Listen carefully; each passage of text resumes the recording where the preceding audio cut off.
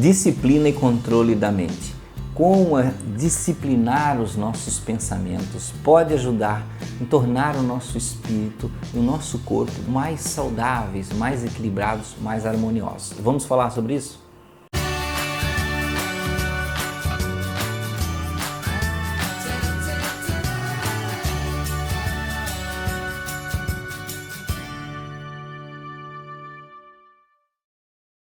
Olá amigos do canal Aprendendo sobre Mediunidade, sejam bem-vindos, é muito bom estar aqui com vocês sempre participando, auxiliando, perguntando, indo lá no Instagram, no nosso grupo no Facebook, tendo uma participação ativa, nas nossas lives de terça-feiras 20h30, sempre estão lá, né? Cada vez mais presentes, agradeço muito a todos vocês. Bem, vamos falar hoje sobre essa disciplina, né? E controle da mente, como é que nós fazemos isso?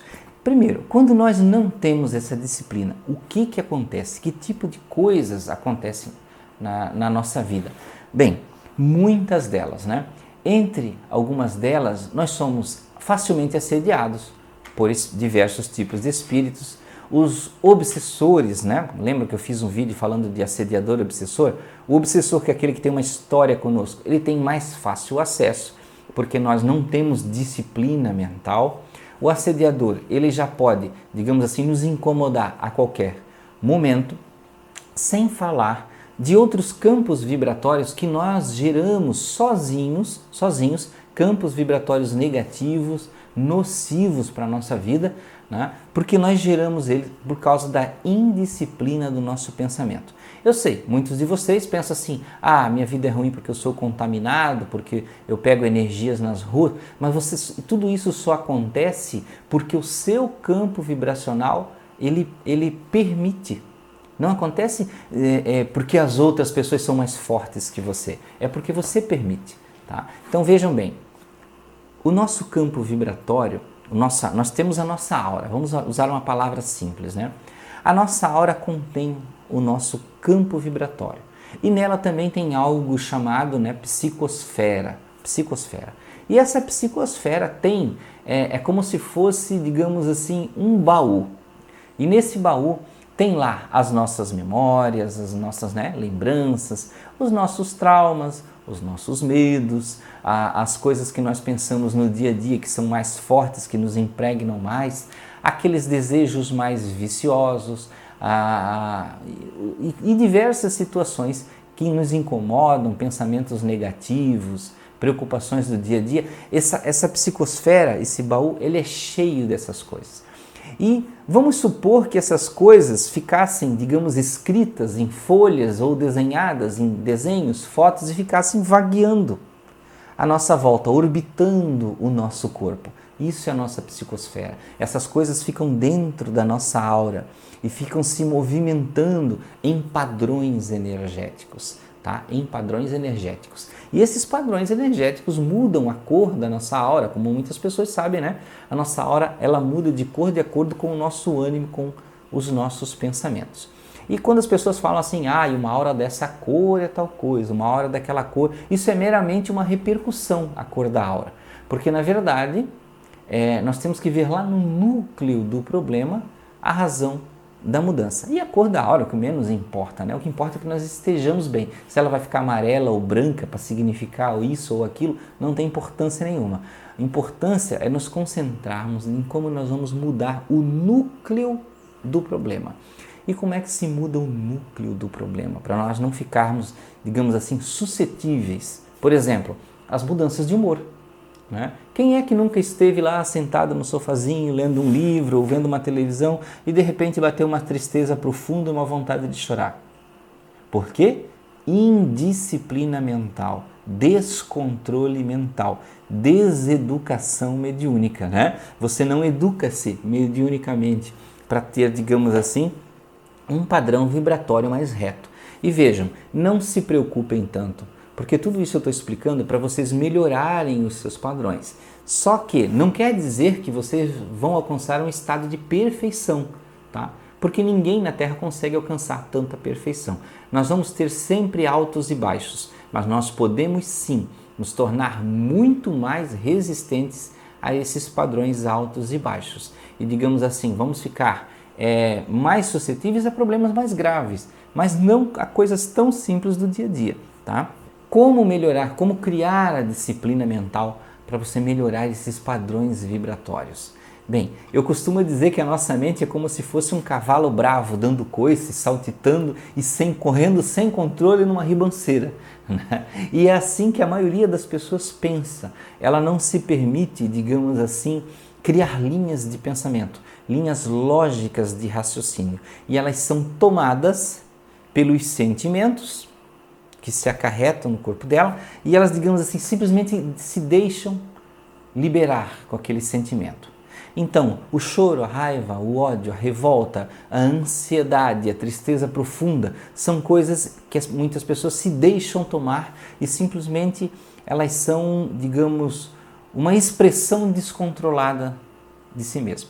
Tá? E aí onde acontece sim os muitos casos das crises de pânico, crises de ansiedade, crises de depressão, crises de bipolaridade e diversas situações. Tá? Mas nós não vamos entrar no aspecto da doença. Tá? No aspecto das doenças. Vamos falar de como nós melhoramos. E se você fizer essas práticas, todas essas coisas melhorarão automaticamente. Controle mental. Lembra que eu falei que é como se nossa mente fosse um cavalo descontrolado? Bem, vamos colocar aquela rédea no cavalo? Como é que nós colocamos a rédea no cavalo? Primeiro é autoconhecimento. Primeira coisa, autoconhecimento. Como eu sou? Admita os seus erros, as suas falhas. Reconheça onde estão os problemas. Até porque os espíritos assediadores e obsessores, eles sabem sim definir quais são os problemas que você tem para que ele possa lhe atacar. Então pegue uma folhinha de papel e escreva. Eu sou ansioso. Reconheça os seus problemas. Eu sou uma pessoa que fica irado facilmente. Quando as pessoas me provocam, eu me revolto muito facilmente. Eu gosto de dizer verdades, não é assim que as pessoas gostam de dizer? É uma falta de encobrir a falta de educação, né?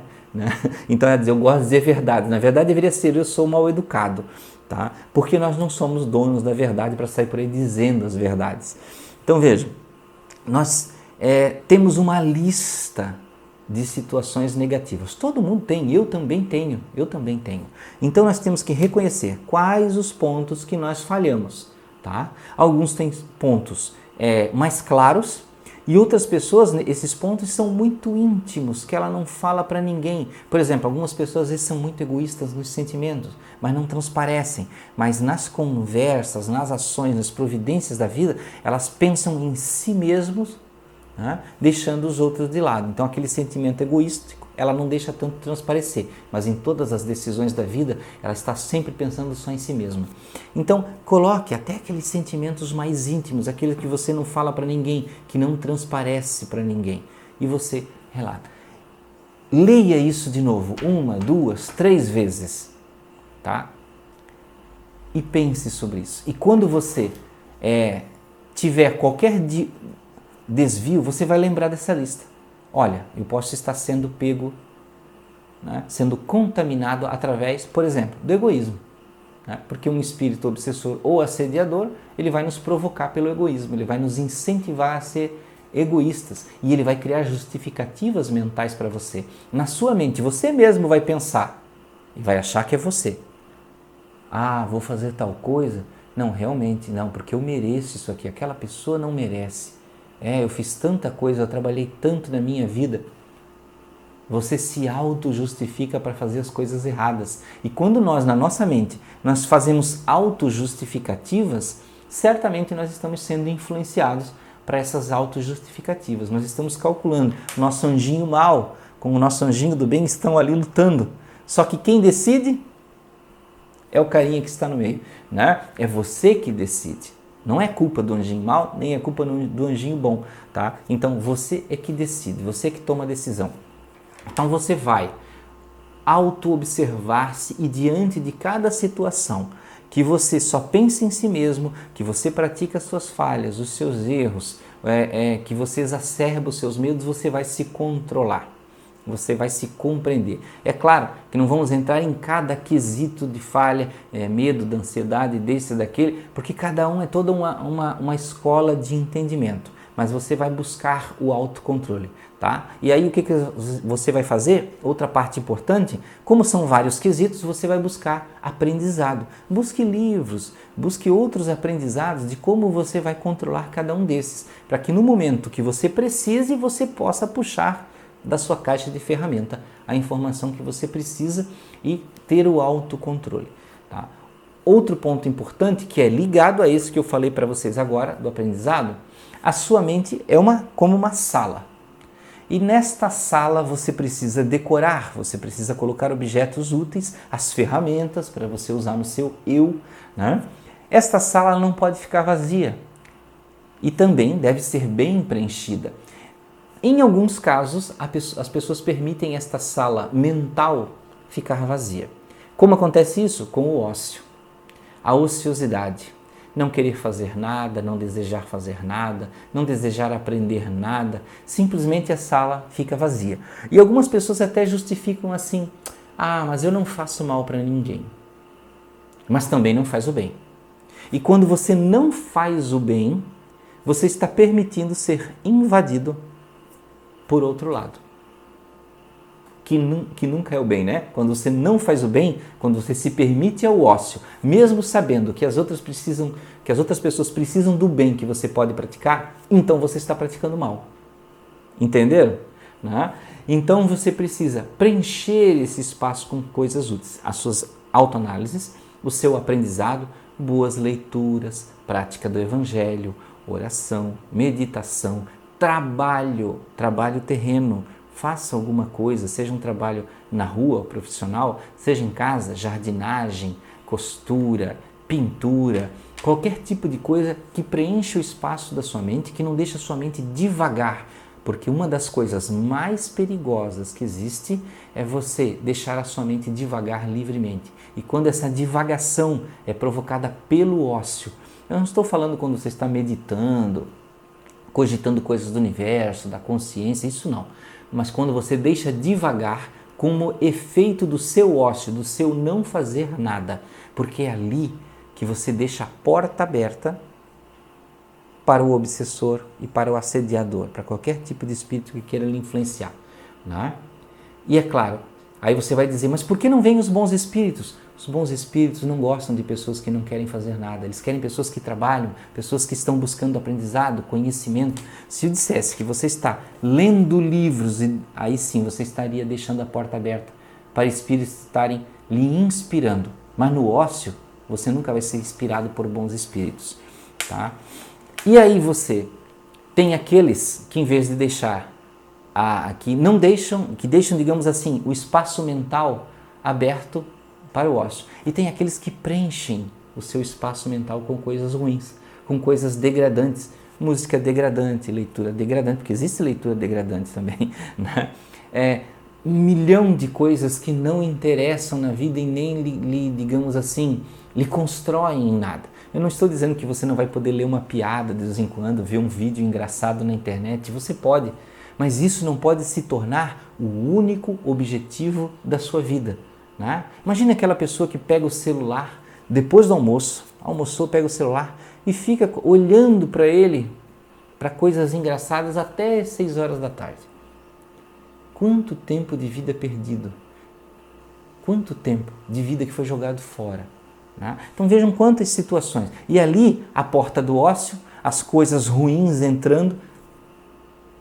O que você espera que vai acontecer em uma mente que não está... A mente é como uma plantação, estou fazendo vários tipos de comparações, né? A mente é uma plantação, e quem é o agricultor, quem é o jardineiro dessa mente é você. É você que tem que plantar. Não é Deus que vai lá botar sementinha para você, vai regar e você só vai colher. Você tem que fazer isso. Deus vai dar o sol, o vento, a chuva, a terra. Mas quem cava o buraco, bota a semente, rega, cuida, tira a erva daninha, é você, né? Então, controle mental é uma atitude proativa de você sempre vigiar os seus pensamentos, orar e vigiar, e Cristo falava, e sempre buscar a solução para cada coisa, tomar as decisões, não encolher-se diante das situações e buscar resolver e usar principalmente os bons livros, os livros da doutrina espírita ou qualquer outro título que lhe ajude a progredir mentalmente. Isso é muito importante. Não deixe a sua mente devagar, não deixe a sua mente no ócio, dê direção para ela. Seja como se você fosse a mãe da sua mente. Olha, faça isso, faça aquilo, agora nós vamos lá, agora nós vamos cá. E você vai ver como a sua vida vai melhorar de um dia para o outro, de um dia para o outro. E persista, porque quando você começar a fazer isso, você pode sentir uma certa dificuldade. Você vai dizer, eu tentei fazer, mas parece que foi tão difícil. É igual exercício de academia, você precisa forçar para conseguir. Então, meus amigos, muito obrigado por ficarem até aqui. Desejo a vocês muita paz, muita luz, muito controle mental. Até o próximo vídeo do canal Aprendendo sobre Mediunidade.